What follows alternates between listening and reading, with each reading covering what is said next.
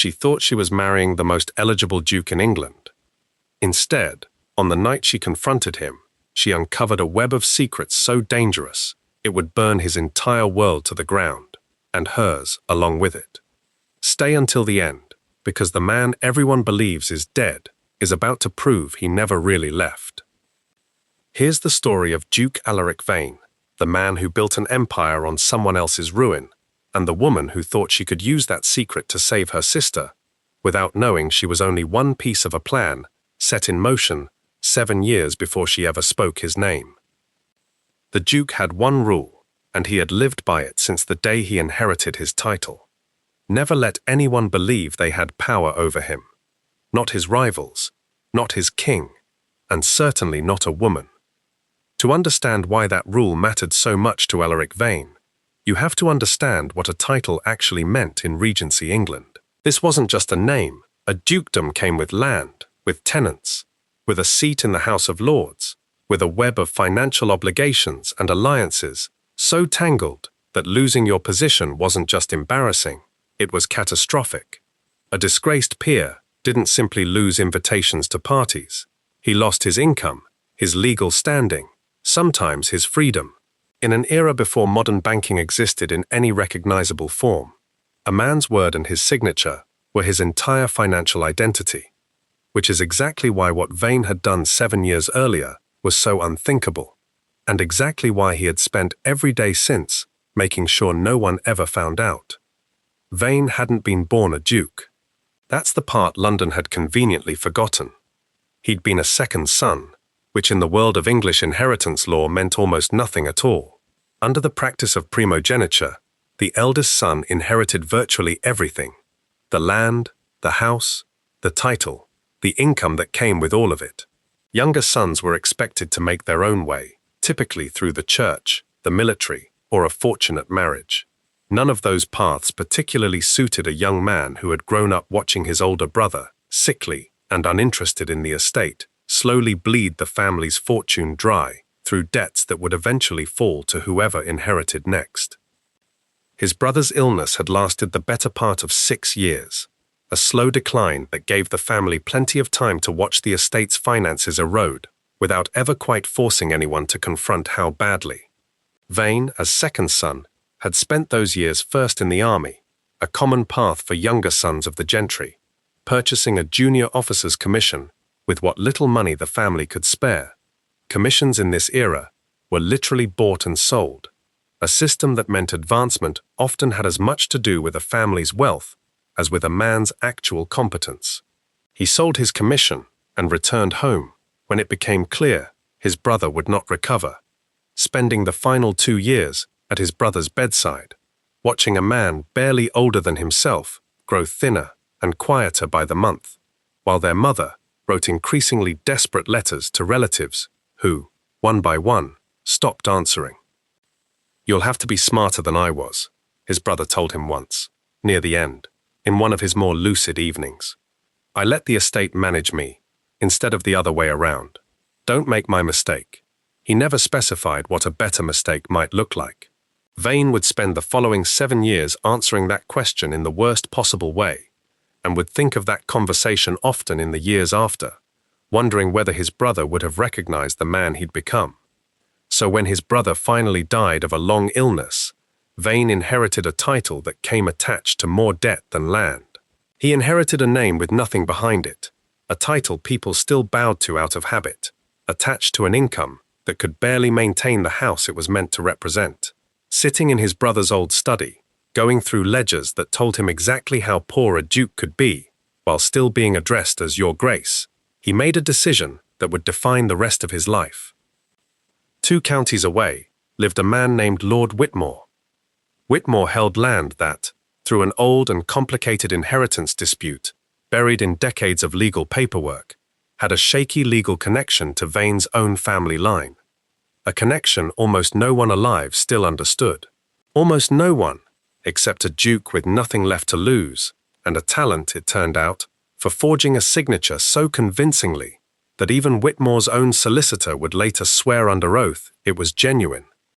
Whitmore himself, before all of this, had been by most accounts an unremarkable, decent enough landholder, not particularly ambitious, not particularly beloved, simply a man in his 40s who had inherited his own estate cleanly and expected to pass it on to his son the same way. He had no idea, in the months before Vane's scheme took hold, that a distant, struggling second son 2 counties away had spent a year quietly studying his handwriting. He would have laughed, had anyone suggested it to him, at the idea that his entire life could be dismantled by a man he had met perhaps twice at county assemblies and barely remembered afterward. That particular blindness, the assumption that a life built on generations of secure land and standing was simply too solid to be taken apart, was, in its own way, exactly the vulnerability Vane's scheme depended on. Here's a piece of history that surprises most people. Forgery in this period wasn't simply a crime. It was one of the most severely punished offenses on the entire legal code, particularly forgery involving financial or legal documents.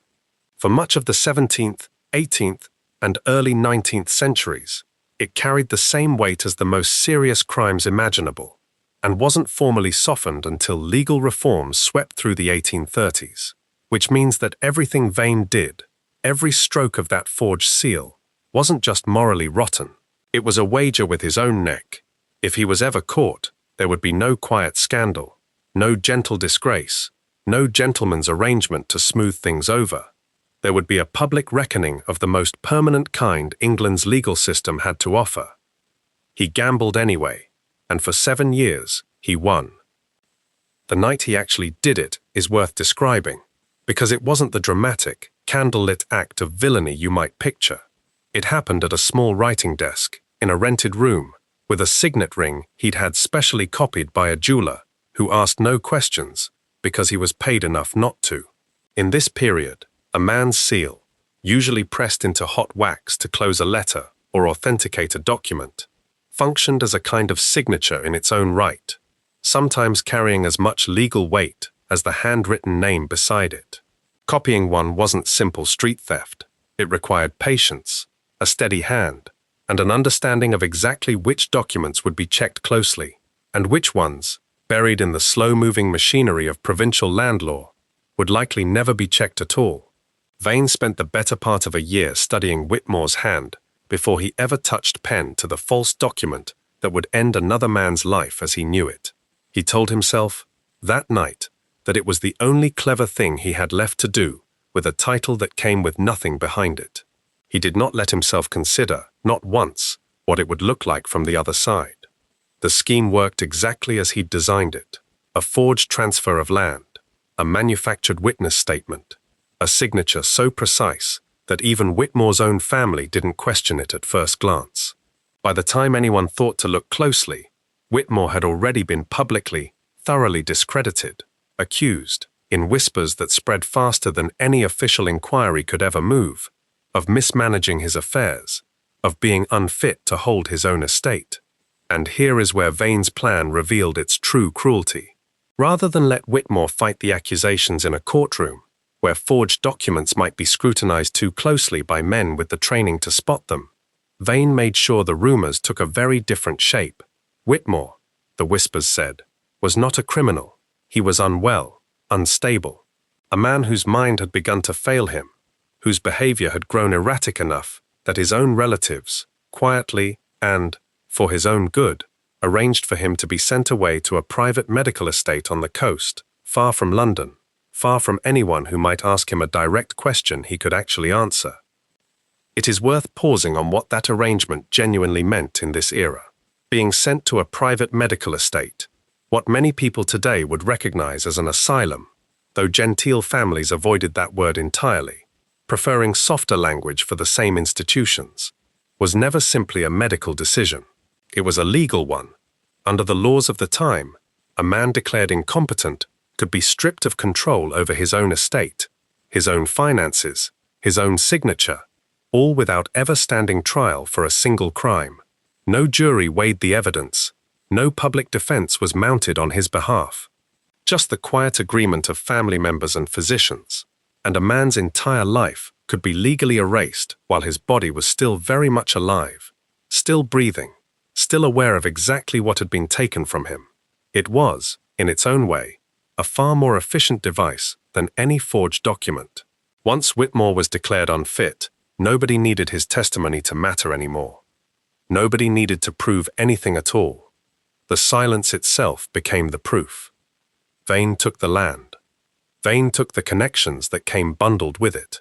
And Vane took something else, something he hadn't fully accounted for when he first set this plan into motion. He took Whitmore's place, quietly, in society's estimation. Men who had once respected Whitmore began, almost without noticing the shift, to respect Vane instead. Doors that had never opened for a struggling second son now opened without hesitation. Invitations arrived. Alliances formed.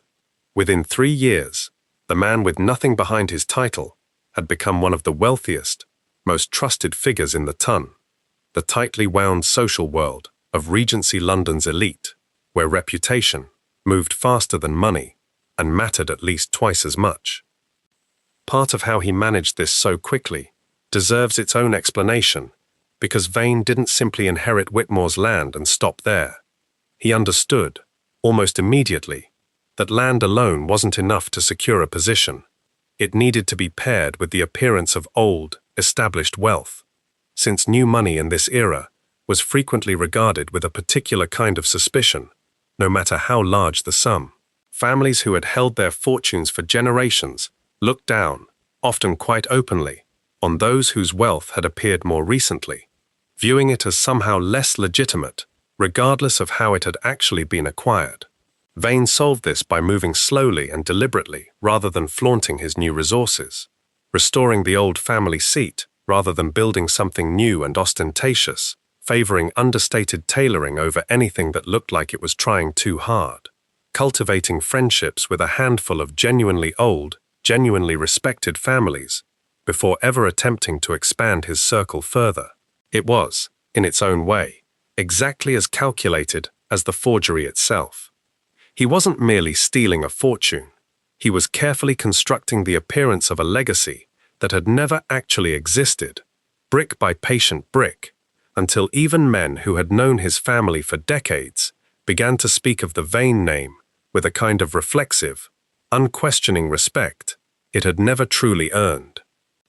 It worked because Regency society, for all its rigid rules, ultimately ran on perception rather than verification. There was no central registry a curious peer could consult to confirm a rival's claims about his own landholdings. No simple way to cross-check a story against public record, the way it might be done today. Trust, once extended by the right handful of powerful families, tended to be self-reinforcing. Other households deferred to the judgment of those they already respected, rarely questioning a man's standing once enough of the right people had already accepted him. Vane understood this mechanism intimately, because it was the exact same mechanism that would later be turned against him, all at once, the moment those same powerful families decided it was safer to abandon him than to keep vouching for a man under public suspicion. It helps here to understand exactly how that world operated day to day, because the ton wasn't simply a collection of wealthy families who happened to know each other. It functioned almost like its own economy, with its own currency, and that currency was trust.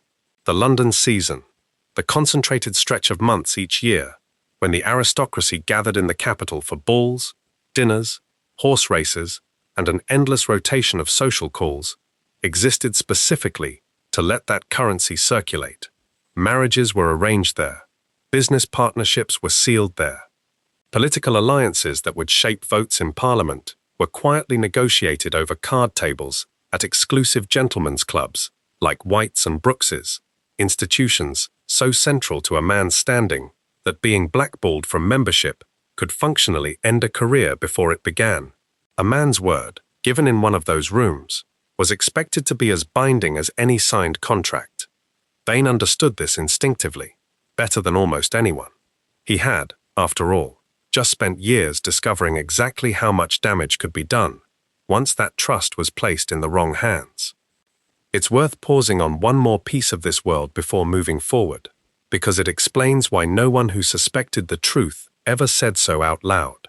Men of this class settled insults among themselves through a rigid, unwritten code of honor, and a serious enough accusation, one man calling another a forger to his face, could easily end in a duel. Dueling was, by this point in the century, technically illegal and increasingly frowned upon by the more respectable corners of society, yet it persisted as a very real threat, precisely because refusing a challenge, or failing to issue one when honor demanded it, could be socially fatal in its own right.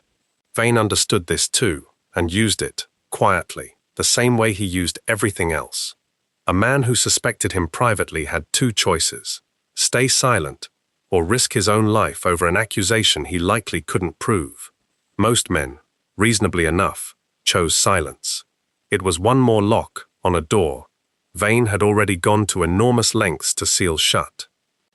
There was one evening, roughly 2 years into his new life, when a minor baron named Fenwick had drunk too much at White's and said, loudly enough for half the cardroom to hear, that he didn't believe Vane had come by Whitmore's land honestly. The room went quiet, in the particular way rooms full of powerful men go quiet when they sense a challenge might be issued. Vane simply laughed, refilled Fenwick's glass himself, and said that a man who'd lost as badly at cards as Fenwick had that evening was entitled to his theories. The room laughed with him. Fenwick, humiliated rather than vindicated, never raised the subject again. It was a small moment, barely worth remembering to anyone who witnessed it. It was, in hindsight, the clearest demonstration of exactly how Vane had survived 7 years untouched. Not through violence, and rarely through outright lies, but through an almost surgical understanding of how to make the truth sound like the most laughable idea in the room. By the time our story properly begins, 7 years had passed, and Alaric Vane had built an entire life, his fortune, his standing, his very identity as the man everyone trusts, on top of another man's ruin. He'd convinced himself it was simply how the world worked. Someone always loses, so someone else can rise. He just happened to be very good at making certain it was never him. He was about to learn how wrong he was. Before we return to the Duke, you need to understand the woman who was about to walk into his life and burn it down around him, because Serafina Bellwether didn't arrive at his door out of nowhere. She arrived because her family had spent 3 generations sliding slowly, quietly, toward the exact kind of ruin the Tun pretended not to notice happening in its own drawing rooms. The Bellwethers had once held a respectable, if modest, estate in Kent.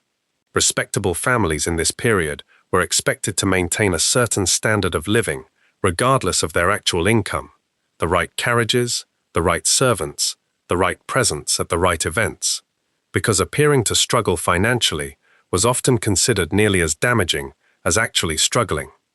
This created a strange, brutal trap for families on the edge.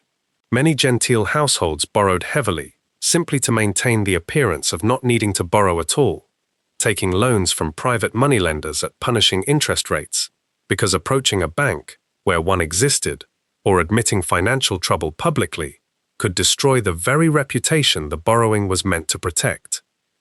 These loans typically took the form of a promissory note, a written, signed promise to repay a specific sum by a specific date, often with interest that compounded quickly enough to trap a borrower in a cycle of renewing the same debt year after year, rather than ever actually clearing it.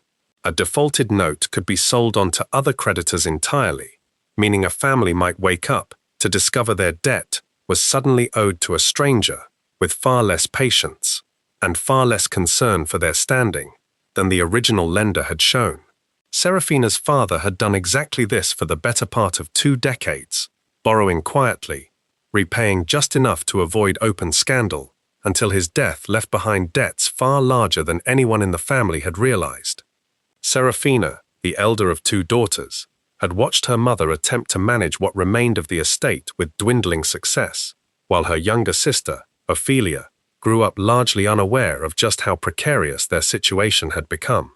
It's worth understanding here just how limited a woman's options actually were if a family's finances collapsed entirely.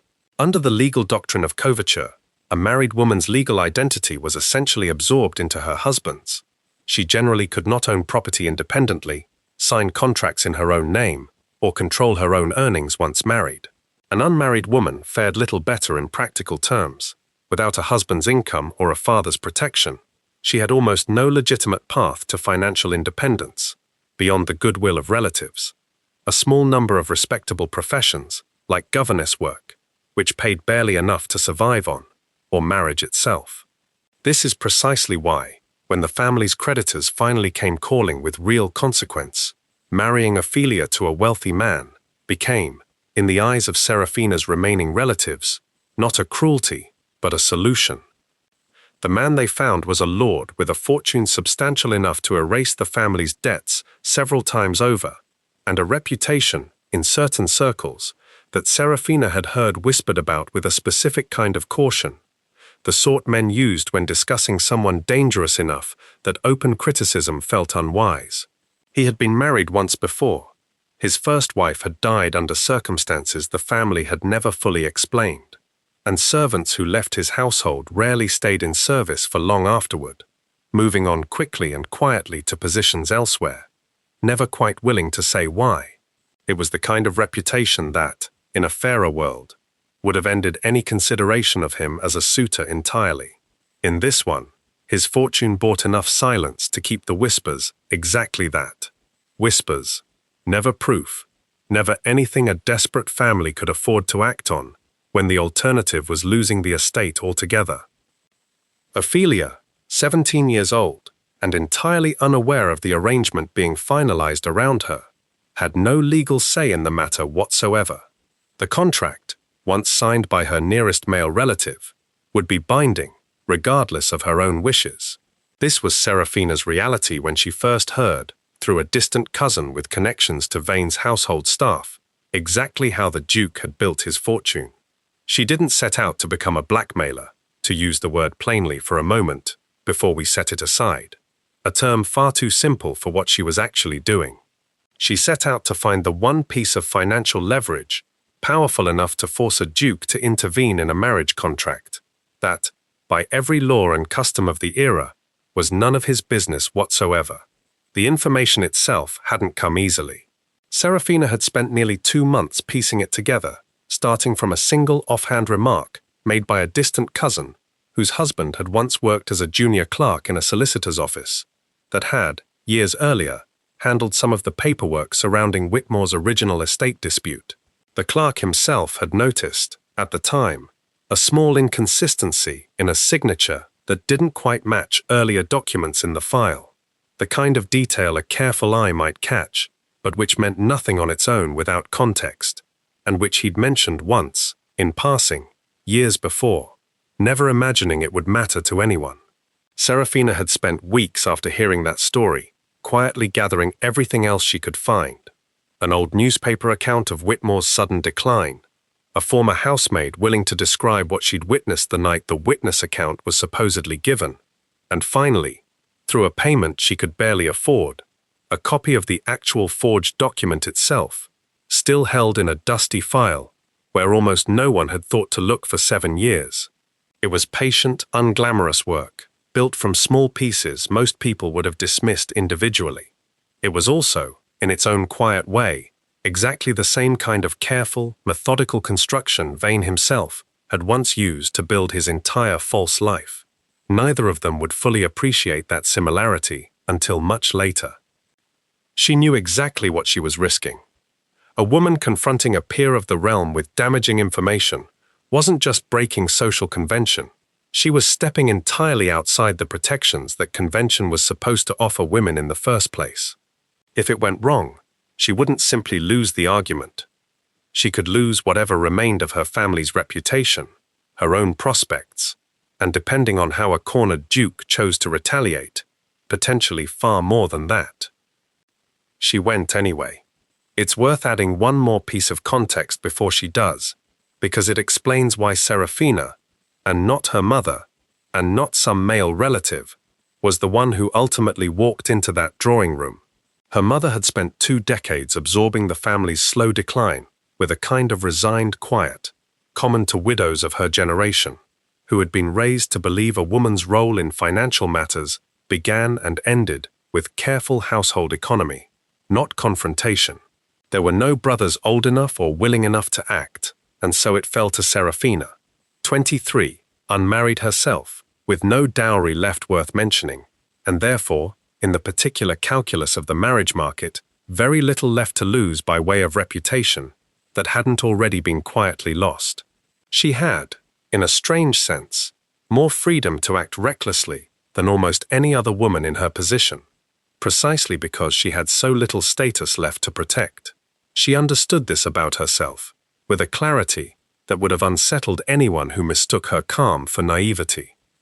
The night before she sent word to Vane, she sat with Ophelia, who still believed, as far as Serafina could tell, that the arrangement being negotiated on her behalf was simply how these things were done, that every woman of their station eventually married a man chosen for her, and that hers happened to come with more money and less warmth than most. Serafina did not tell her sister what she intended to do. She told her only that she loved her, and that whatever happened over the following days, she should trust that it was meant to help. Ophelia, half asleep, only nodded and asked her sister to stay a little longer before blowing out the candle. Serafina stayed until her sister's breathing evened out into sleep, and then sat awake long after, turning over every version of the conversation she was about to have with a man she had never met and had every reason to fear. There is one more piece of context worth understanding about Serafina's own position, because it shaped how little she genuinely had to lose. At 23, unmarried, and without a meaningful dowry, she had already effectively aged out of what society considered a woman's most viable years for making a good match. Genteel families in this period placed enormous, often explicit, weight on a woman's first few seasons, her late teens and early 20s, as her prime opportunity to secure a favorable marriage, after which her prospects were widely understood to diminish sharply with each passing year, unmarried. Women who remained unwed past their mid-20s were frequently, and often cruelly, categorized as approaching spinsterhood, a social status that came with real practical consequences. Reduced standing at social events, diminished consideration from potential suitors, and an increasing dependence on the charity of relatives for the rest of her life. Serafina had watched this exact trajectory unfold for two cousins already, women whose worlds had quietly, permanently, narrowed the moment society decided they'd missed their window. She had, in effect, very little left in the traditional sense that a confrontation with a duke could actually cost her. It was this precise calculation, cold and clear-eyed, that gave her the nerve most women in her position would never have found. So when Serafina Bellwether sent word that she wished to see him, alone, no servants, no witnesses, Duke Alaric Vane assumed she wanted what every woman in London wanted from him: attention, money, a ring, if she was foolish enough to dream that high. He was wrong. She received him in a small drawing room, lit by a single candle, dressed not like a woman trying to catch his eye, but like someone who had already won an argument he didn't know they were having. No jewelry to signal status, no careful arrangement of curls, just a woman sitting very still, watching him enter as though she'd already decided precisely how this conversation would go. "I have something of yours," she said. "Letters, a seal, the name of a witness who watched you forge Lord Whitmore's signature 7 years ago. The same act that stripped him of his land, his title, and his freedom, while you took his place in society as the man everyone trusts." Vane didn't flinch, though something in his chest went very cold. He'd built his entire life on the assumption that no one would ever say those words out loud, and now, sitting across from a woman he'd never met before this evening, he was hearing his greatest secret spoken aloud with the calm precision of someone reading from a ledger. "And what," he said, keeping his voice level, "do you want in exchange for your silence?" "Not money," she said. "My sister is being sold into a marriage contract to settle our family's debts. The man buying her has a reputation you'd recognize. The kind men whisper about and do nothing to stop. Destroy that contract, or I publish everything, and let London decide what to do with a duke who built his name on another man's ruin. Here was her mistake. She thought she was offering him a way out. Vane studied her for a long moment. He could see, even by candlelight, that she wasn't bluffing, that she'd already weighed every possible consequence of this conversation and decided the risk was worth taking for a sister she clearly loved more than she feared him. Some smaller, quieter part of him almost respected that. It didn't change what he said next. He stood, walked to the window, and delivered the words that would end his life as he knew it. Publish it then. I would rather burn to nothing than owe my name to you. You understand what you're choosing, she said quietly, rising to face him. I gave you a way to fix something without anyone ever needing to know what you did. You're choosing ruin instead. Not just yours. Mine, most likely. Once you decide how you'd like to retaliate against a woman, foolish enough to threaten a duke. I'm not choosing ruin, Vane said. I'm choosing to stop letting people believe they can move me. You came here thinking you'd found the one lever that would finally work. I'd rather prove you wrong than spend the rest of my life wondering who else might try the same thing, now that they know it worked once. No one else knows it worked, she said. Only you and I know that, right now, in this room. You could still say yes, and no one outside these walls would ever need to know any of this happened at all. You'd know, he said, and so would I. That's enough. She studied him for a long moment, searching his face for the fear she'd expected to find there, and finding, instead, something closer to relief, the particular look of a man who had been waiting 7 years for someone to finally force his hand, even if he couldn't yet admit that to himself. It unsettled her more than any threat could have. He believed, in that moment, that refusing her was the last act of power he had left. He was wrong about that too. Serafina left without another word. She had come prepared for negotiation, for threats, perhaps even for an offer of money she intended to refuse. She had not come prepared for a man who would rather destroy himself than bend even slightly. Walking back through the dark London streets, she understood, with a growing unease she couldn't quite name, that she had just set something in motion, far larger than she'd intended, and there was no way left to call it back. 3 days later, the letters were in print. The forged seal, described in exacting, damning detail, the witness's sworn account, printed alongside it, for anyone with a penny to spare and an appetite for scandal. By the time the Ton finished their morning tea, the story was everywhere. The Duke who built an empire on a lie. It's worth understanding just how fast this kind of information could travel through London society, without a single modern technology involved. The Ton at this time functioned through an extraordinarily efficient, entirely analog information network. Cheaply printed scandal sheets and broadsheets sold on street corners by boys shouting the day's most damning headlines. Letters passed hand to hand between households before the ink had properly dried, and above all, conversation at the endless string of events that made up the social calendar. A single piece of information introduced over breakfast in one household could be common knowledge across half of Mayfair by the time evening card games began. There was no need for anything resembling a modern press cycle. The Ton was its own newspaper, printing and reprinting itself through gossip alone, and reputation moved through that network faster than almost anything else in the era, faster even than the men it was destroying could keep up with. Vane read the first printed account of his own ruin, standing in his own study, in the very room where he'd first decided, 7 years earlier, to become the man he now was. The broadsheet had been left, deliberately, on his own front step by a boy paid a penny to do exactly that. A small, almost theatrical cruelty, typical of how these things circulated, since whoever had arranged the printing clearly wanted to be certain Vane read the account of his own downfall, in his own words, before he heard it from anyone else. He felt, strangely, something close to relief. The secret he'd carried for 7 years was finally out of his hands. He read it twice, slowly, noting with a kind of detached, professional admiration how precisely worded the account was, No hysteria, no exaggeration, simply the facts, laid out in an order clearly designed to be believed, rather than dismissed as scandal-mongering. Whoever had prepared it, he thought at the time, understood exactly how to make an accusation sound like established truth. He did not yet understand that this was the easiest part of what was coming. Here is the part nobody expected, including Vane himself. The scandal didn't destroy him because the public turned on him, though of course they did. That alone might have been survivable, weathered with enough money and enough patience, the way so many scandals of the era eventually were.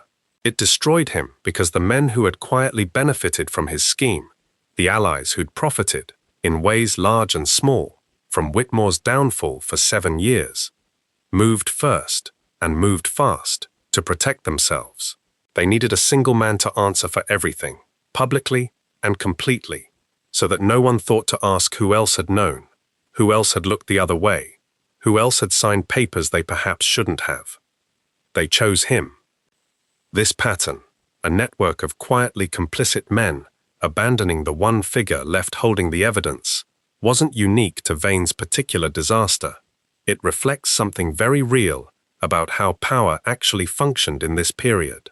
Reputation and standing in the ton operated almost like a form of currency, and alliances were built less on loyalty than on mutual, ongoing benefit. The moment an alliance became a liability instead of an asset, it could be severed instantly and completely by men who had spent years calling each other brother over cards at White's. Vane, who had spent 7 years believing his fortune made him untouchable, was about to learn the same lesson Whitmore had learned before him. No man in this world was ever as secure as he believed himself to be. Within a week, Vane's title was formally stripped by men who once called him brother, in a process that in this era could move with startling speed once enough powerful men agreed it should. His accounts were frozen by bankers who'd once extended him credit without a second thought. His own steward, his own solicitor, his own second cousin who stood to inherit whatever remained, all of them signed papers distancing themselves from a man who, 3 days prior, held more power than nearly anyone in England. Invitations stopped arriving. Letters went unanswered. Men who had bowed to him in the street now crossed to the other side to avoid the awkwardness of acknowledging him at all. The manner in which the disgrace actually unfolded is worth walking through in a little more detail, because it happened in a very specific, very deliberate order, and that order tells you almost everything about how the ton actually policed itself.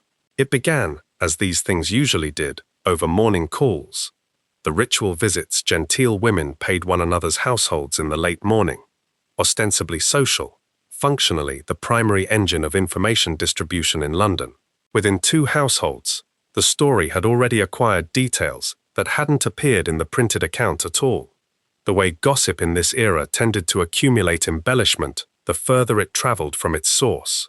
By that same evening, at a dinner Vane had been invited to weeks earlier and hadn't yet thought to cancel, he arrived to find his own name being discussed at the far end of the table by men who fell silent, badly, the moment they noticed him standing in the doorway.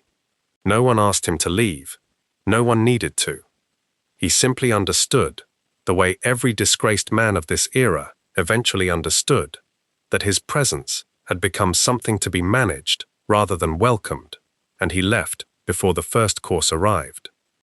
His own cousin, a mild, unremarkable young man named Edmund, who stood to inherit whatever title and land might eventually be salvaged from the wreckage, came to see him 3 days later, not out of loyalty, but to have Vane sign papers, formally and publicly distancing the wider family from his conduct.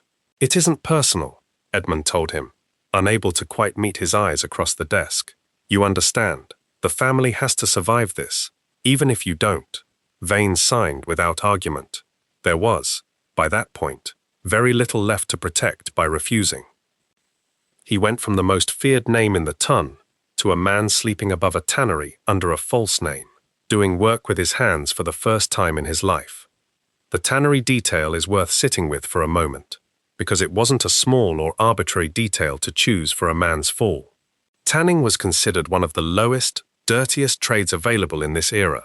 physically brutal work involving animal hides, lime, and foul-smelling chemical processes, typically performed by men with no other options, and often located deliberately on the outskirts of towns because of the overwhelming smell. For a man who had spent 7 years dressing in the finest tailoring London could offer, dining at the best tables, being bowed to by men twice his age, ending up doing this kind of labor wasn't just a step down. It was about as far down the social ladder as a man could fall, without ending up in a debtor's prison, an institution of its own particular horror in this period, where a man could be confined indefinitely, simply for owing money he had no means left to repay, with no fixed release date, beyond the debt itself, somehow being settled. Vane had, in a strange way, avoided the worst of what could have happened to him. He didn't feel lucky, he felt erased. It's worth explaining exactly what he'd avoided, because a debtor's prison in this era was a genuinely singular kind of punishment. Unlike most criminal sentences, which had a defined length, confinement for unpaid debt had no fixed release date at all. A man remained inside until the debt itself was somehow settled, whether through his own labor, a relative's charity, or, in the cruelest cases, simply dying there decades later with the debt still unpaid. Conditions varied enormously depending on a prisoner's remaining wealth. Those with any money left could pay for marginally better quarters and food, while those with nothing were left to the mercy of overcrowded common wards. It was, in effect, a system that punished poverty by deepening it, trapping men inside the very condition that had put them there in the first place. Vane's creditors, in stripping his accounts rather than pursuing formal debt proceedings against him, had, whether out of remaining discretion toward a former peer or simple disinterest in the tedious process of collection, spared him this particular fate. He understood, working above the tannery, that this was very likely the only mercy anyone in his old life still intended to show him. The months that followed tested Vane in ways his old life never had. He had spent 7 years mastering the particular skills of the ton, how to hold a room, how to make a lie sound like the most obvious truth in the world, how to read a man's ambitions before the man himself had fully admitted them. None of those skills were worth anything above a tannery. Here, what mattered was whether you could carry a load without dropping it, whether you could stand the smell long enough to finish a full day's work, whether you were willing to take instruction from men who would have once been beneath his notice entirely. He took a false name, a small, quiet act of self-preservation, since a stripped duke recognized on the street risked worse than gossip. Men who felt cheated by his fall, and there were many, might have welcomed the chance to settle old scores, now that he had no title left to protect him. Under that false name, he learned to work leather with his hands, to sleep on a thin pallet above rooms that never stopped smelling of lime and animal fat, to go entire days speaking to no one beyond what the work required. It would be easy to tell this part of the story as simple punishment, and in many ways, it was exactly that. But something else happened to Vane during those months that he didn't expect and would never have admitted to wanting. For the first time since he'd inherited his brother's debts and made the decision that shaped the rest of his life, nobody needed anything from him. Nobody wanted his signature, his influence, his money, his name. He was, for the first time in longer than he could remember, simply a man, doing simple work, answerable to no one's expectations but his own. It was, in its own bitter way, the closest thing to honesty he had experienced in 7 years. He thought often, in the quiet hours above the tannery, of Whitmore, of the man he had erased so completely that London had stopped asking questions about him within months. He wondered, for the first time, what those months had actually been like for Whitmore, confined to that private medical estate on the coast, stripped of his name and his signature, exactly as Vane himself had just been stripped of his. It was not quite guilt. Vane wasn't yet capable of naming it that plainly, even to himself.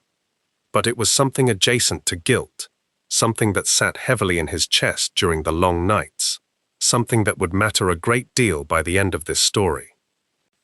There was a man at the tannery, older, missing 2 fingers on his left hand from an accident with a hide press years earlier, who took a quiet, unspoken interest in the new worker who clearly didn't belong there.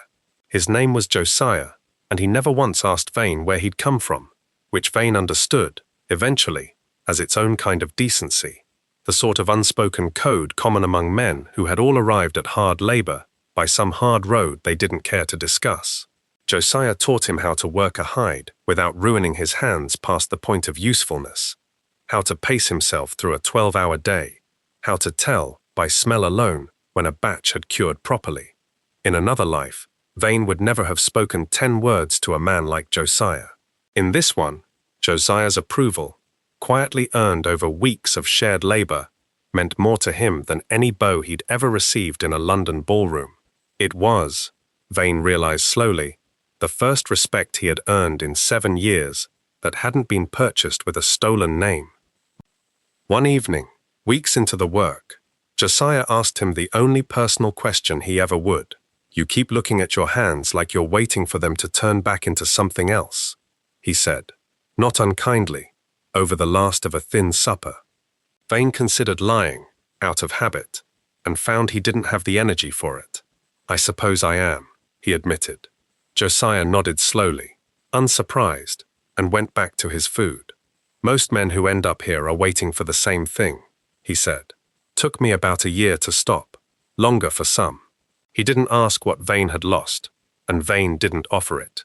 It was, in its own quiet way, the most honest conversation Vane had had with another person in 7 years.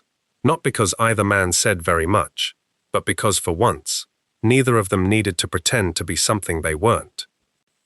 A typical day began before dawn, well before the sun had fully cleared the rooftops, with the pits themselves, deep stone or wood-lined vats where hides were soaked in a series of solutions, starting with lime to loosen the hair and flesh, before moving through increasingly foul mixtures, sometimes including dog dung or diluted animal brains, in older methods still practiced in smaller operations, used to soften the leather before the actual tanning agents were applied. The smell was, by every account from the era, genuinely unbearable to anyone unaccustomed to it, strong enough that tanneries were frequently required by local ordnance to operate on the outskirts of towns, downwind of any respectable residential street. Vane's hands, which had spent 7 years signing documents and holding cards at White's, spent the first several weeks blistered and raw, before finally toughening into something closer to the hands of the men around him. He worked from before dawn until well past dark, ate whatever thin, unremarkable meal the tannery's cook provided, and slept, most nights, too exhausted to think much at all about the life he'd lost, which he came to realize, somewhere around the 2nd month, was very possibly the entire point of the work, whether or not fate had intended it that way. There is a particular kind of historical irony worth noting here. Leather from tanneries, just like this one, imperfect, foul-smelling, produced by men, society preferred not to think about, ultimately became the boots, saddles, and harnesses used by the very aristocracy that looked down on the trade producing it. Vane, without ever quite framing it to himself this way, spent months producing, with his own blistered hands, the raw material of a world that had just finished erasing him from its records entirely. Serafina hadn't expected any of this either. She'd wanted to save her sister. Instead, she'd made an enemy of the very man now circling her family, the same lord her sister was meant to marry, who no longer had a contract to honor, and no longer needed her family's cooperation to take what he wanted. This is a crucial and often overlooked historical reality. Destroying a marriage contract didn't necessarily protect the woman it was meant to marry off. In many cases, it removed the only formal, legal structure governing how a suitor was permitted to behave toward a family in the first place. A contract, distasteful as the entire system could be, at least came with agreed terms, witnesses, and obligations on both sides. Without it, a determined and powerful man had far more room to act without consequence, particularly against a family with no money, no title, and now, thanks to their connection to Vane's scandal, almost no standing left to protect them either. Serafina had won the battle, and in doing so, had very possibly made her sister's situation more dangerous, not less. The Lord did not take the loss of his arrangement quietly.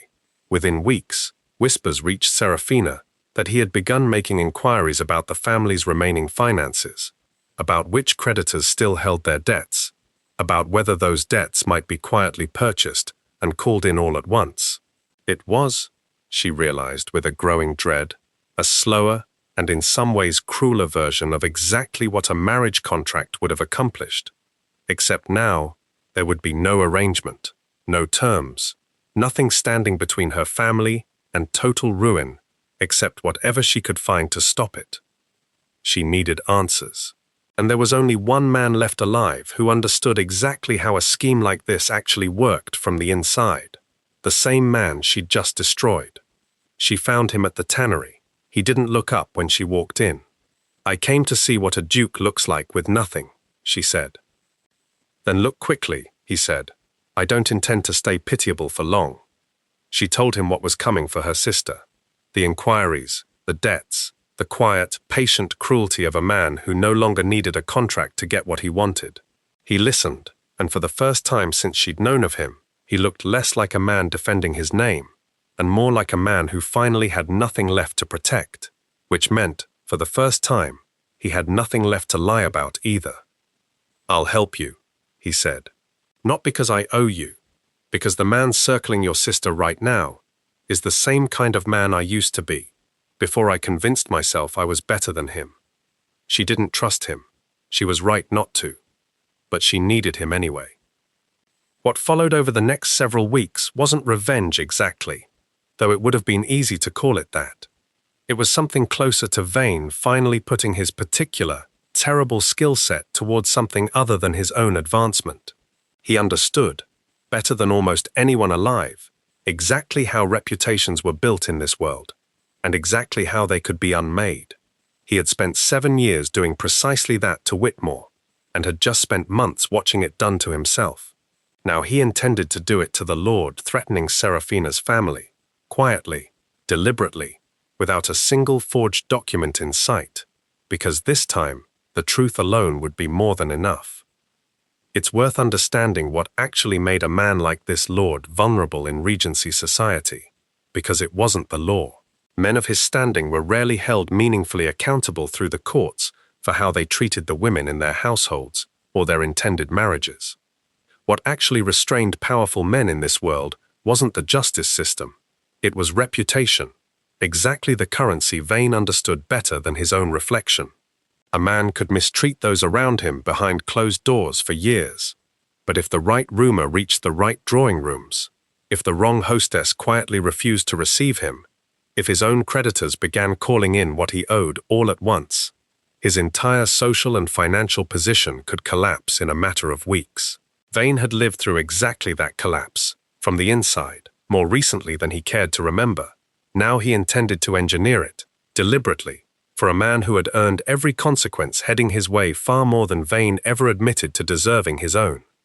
Serafina, for her part, brought something Vane no longer had, standing, however damaged. She still had letters of introduction to households Vane could no longer enter with his real name. She still had a family name, tainted as it now was, that could open doors his couldn't. Together, over the following weeks, they began quietly working through the same network of drawing rooms and morning calls that had once destroyed him, this time turning that same machinery toward a very different target. They didn't rush. That was Vane's first and only rule for the entire plan. "Rushed scandal looks like malice," he told her one evening, above the tannery, by the light of a single lamp that reminded her uncomfortably of the candle that had started all of this. "Slow scandal looks like the truth simply revealing itself." So they let details surface one at a time. A debt here, a broken promise there, a former household servant, carefully and discreetly approached, willing at last to speak about how the Lord truly treated those in his employ, and by extension, how he was likely to treat a young wife with no one left to protect her. None of it was forged. None of it needed to be. The truth, patiently assembled and carefully placed exactly where it would do the most damage, did precisely what Vane's forgery had done 7 years earlier, except this time it was actually true, and this time it was aimed at a man who had earned every bit of what was coming for him. There was, Vane admitted to himself more than once during those weeks, a strange, uncomfortable satisfaction in using his old skills for something that finally felt clean. Their method leaned heavily on a tool of the era that modern audiences rarely think about at all, the calling card, and the elaborate, quietly coded etiquette surrounding it.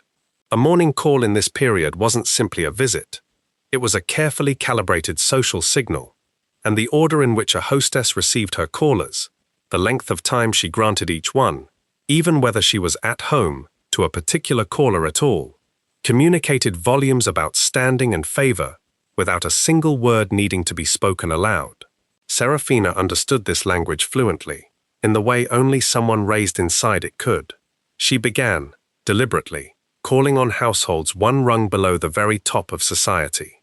Families secure enough in their own position to enjoy a little scandal about someone above them, but not so secure that a piece of useful information wouldn't be valuable currency to pass along further up the chain. Each visit planted a single detail, no more, delivered with just enough hesitation and reluctance to seem like an admission rather than an accusation.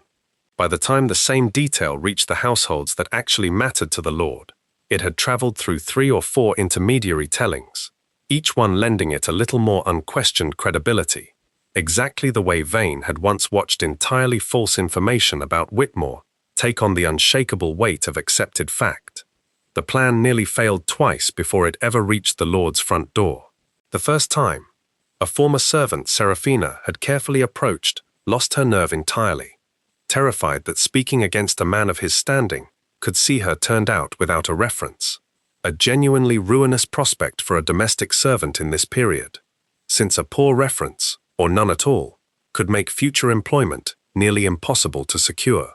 Serafina spent an entire evening simply sitting with the woman, not pressing her, until the servant decided on her own that the risk was worth taking. The second time, a creditor Vane had quietly encouraged to call in one of the Lord's outstanding debts, nearly backed out upon learning whose name was actually behind the request, wary of associating himself, even indirectly, with a disgraced duke. Vane resolved that the only way he had left available to him, he offered the creditor a portion of his own remaining, meager savings as guarantee, money he could not truly afford to lose, in exchange for the man's cooperation. "You're gambling what little you have left," Serafina told him afterward, half in disbelief. "I've done worse with better odds," Vane said, and didn't explain further. Weeks became a month. The Lord, sensing his standing beginning to slip in ways he couldn't quite trace back to any single source, grew erratic, then desperate, then dangerous, in the particular way cornered men of standing often became in this era, not through open confrontation, which risked further exposure he could no longer afford, but through quieter threats aimed at the family least able to protect itself. He let it be known, through an intermediary, that Serafina's family would come to regret involving themselves in his affairs. It was, in its way, confirmation of everything Vane and Serafina had suspected about him from the very start. It also confirmed something else, something Serafina had suspected quietly for weeks, but hadn't wanted to say aloud, even to Vane. The Lord's first wife, whose death the family had never fully explained, had reportedly grown increasingly withdrawn and unwell in the final months of her life, according to 2 former servants who independently, and without prompting from each other, described nearly identical accounts of a woman who had stopped receiving visitors, stopped appearing at even the smallest gatherings, and was ultimately said to have met a mysterious end in the isolated corner of the estate she'd been quietly confined to. In this period, the death of a wife under unclear circumstances rarely triggered the kind of formal inquiry it would today.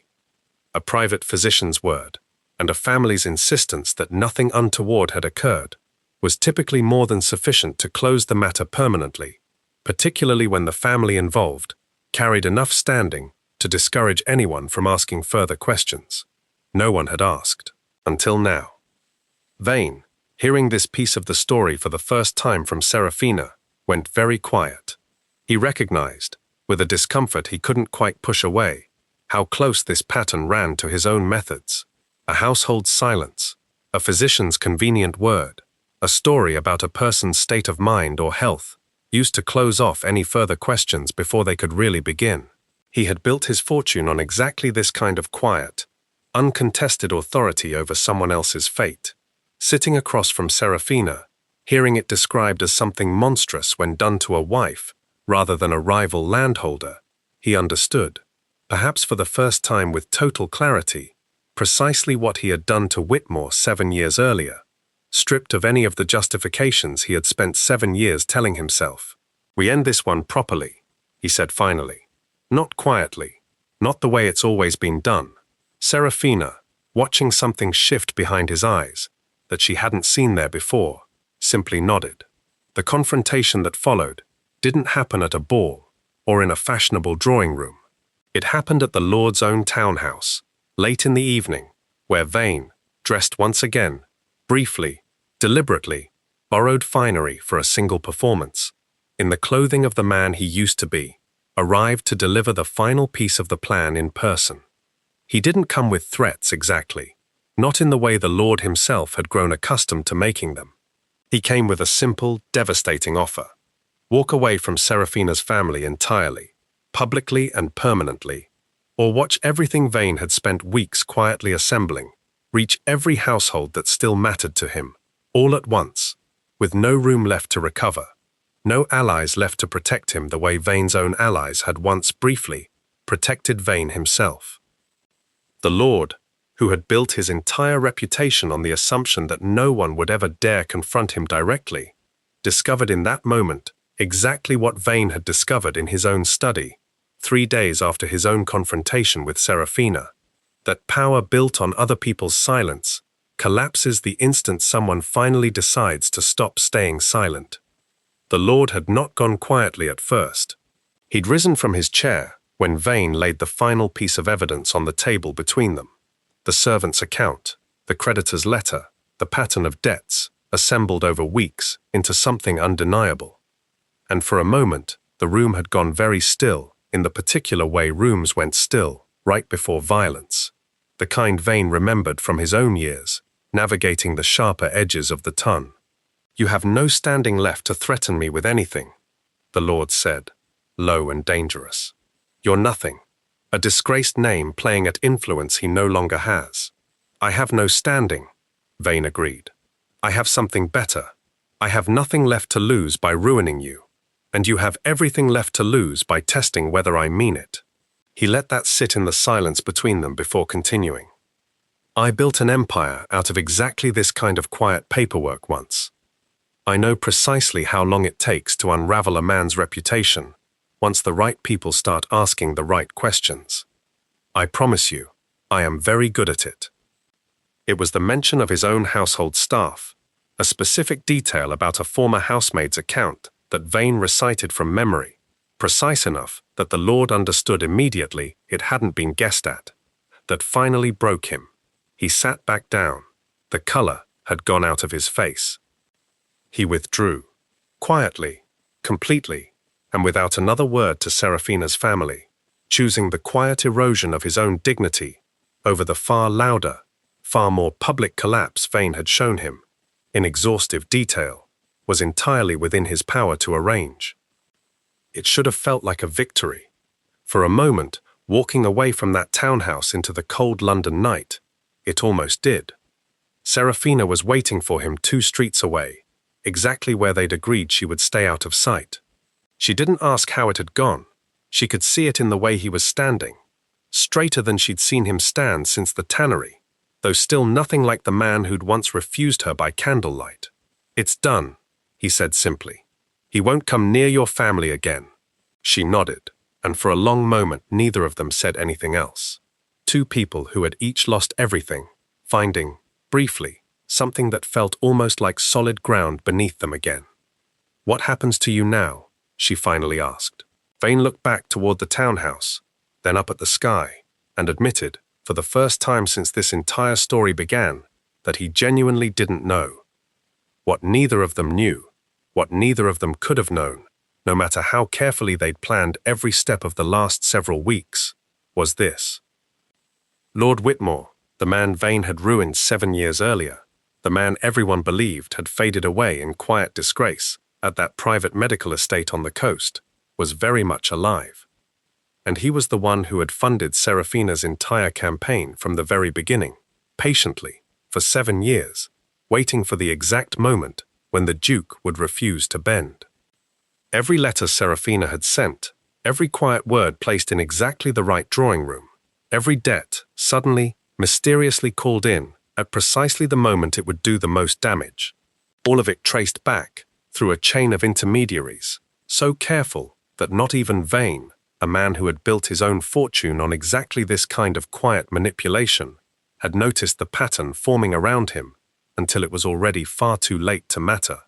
Whitmore hadn't wanted Vane's money. Money had never been the point, not once, in 7 long years of waiting. What he wanted was to watch Vane lose everything the way he himself had lost everything. His land, his name, his freedom, his very identity. All without ever standing before a court.